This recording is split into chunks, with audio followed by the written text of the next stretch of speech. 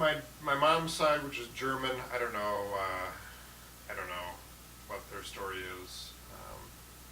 The Scottish side originally went to Collingwood, Ontario. It's on Lake Huron, I think, and then eventually moved to Duluth. So They come way up through the north and south. it's a bit of the lakes. Yeah. Yeah. And the Norwegian, so my grandmother's side, they settled in northern Minnesota too. I'm about to start a book by a professor of Norwegian history, and I think his family came through Quebec. Norwegian family came through Quebec, and then eventually to Minnesota. And so I'm curious to maybe look into that and see if that maybe is. Well, there's a lot of Norwegians in Minnesota, is there? Yeah. Well, Pastor Swigum that time, he was Norwegian. Well, he was up around Wisconsin, Minnesota, when they were at Wisconsin, where I think his family was. But Grandpa, all your family was from Germany too. I think so. Now, your mother's side, were they? Well, I think they would. I don't know how far you'd have to go before one come over. It'd be my great grandma, grandma would have come from there. I don't know on the Siemens side, and on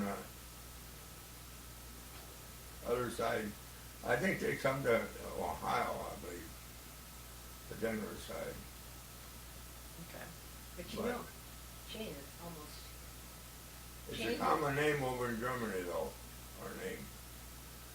That's what they tell me when they come home from there. but Shane is subject. This Thanksgiving Day, when the Pilgrims come over from England, that must have, I wonder how many people died before they ever got, just imagine, coming over all that water. They didn't fly over, they had come on those still ships. Boy, that takes them Time. getting on and not knowing how you're going to end up or something. They want someone to get out of there pretty bad.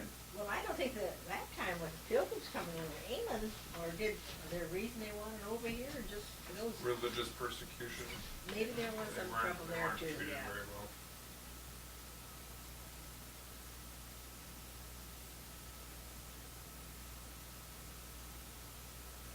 Well, that Muslim deal, I wish they could get that out of the country. Actually, history is awfully interesting, when you stop to think about how things come about and everything, it's just something. And it's still, every day it's being made more. Yeah. Yeah.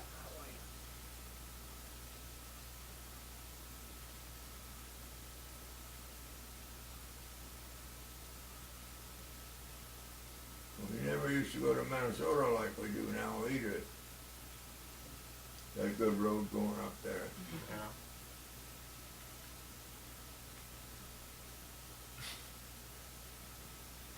Did we ask about your questions, John?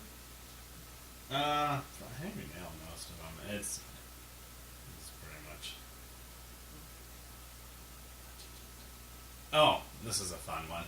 Who's your favorite teacher in school? I guess you went to a one-room schoolhouse, Grandpa, I think. But did you have a favorite teacher or any growing up?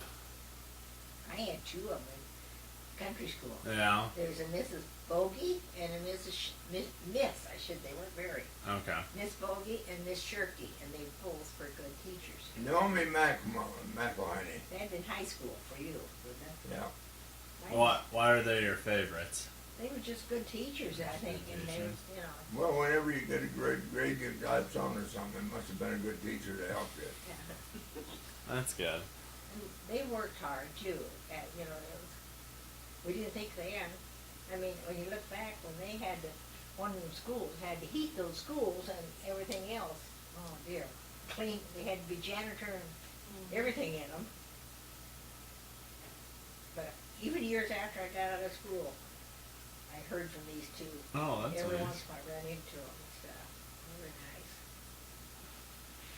nice. And what was the best vehicle you've ever owned? Oh boy. Is there one that stands out? And then you can also do, or you can start with what the worst vehicle you ever owned was. No, that gave you- The I Chrysler can think of the worst one. 1975 I can think of and two a now. Buick in 1979. Those are the Worst best one? ones? Or- Yeah, that Chrysler. Yeah, I heard No. Grandma talk about No, that that's the car. worst one. That's not the best one. That Chrysler was the worst one. Yeah, That's what. Why was it the worst one? What did it The do? Chrysler was the worst one. Then we had a Ford that wasn't very good either before that. they come out in them small gears, you know. Yeah, and they yeah. had pollution control on them. And every time you turn around, that stop sign would stop for you, and you couldn't start the damn thing. You ought to hear her. I didn't. The best one I think I liked was that green Plymouth we had. You kids drove it to school, didn't you? That old Plymouth, and Mark even had it down at Oh, college. that Plymouth, that Buick was pretty good, that first Buick Yeah, that we was had. good too. That old green Plymouth went through high school and a couple colleges, and it hung in there pretty good.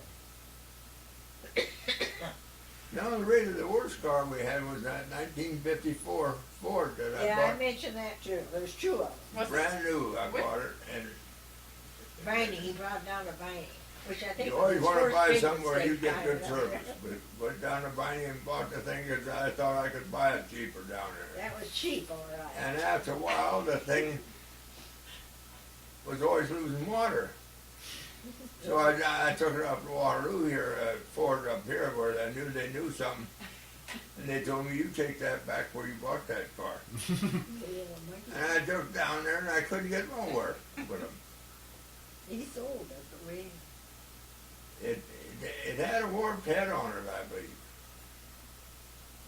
Plain was That defective. probably was the worst car I had.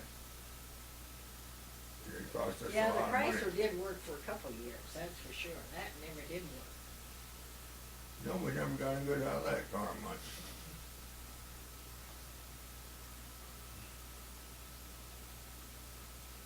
Any other questions? Any last? Good for today? Unless we wanted to, I mean, we could just be today, but. It didn't take us long to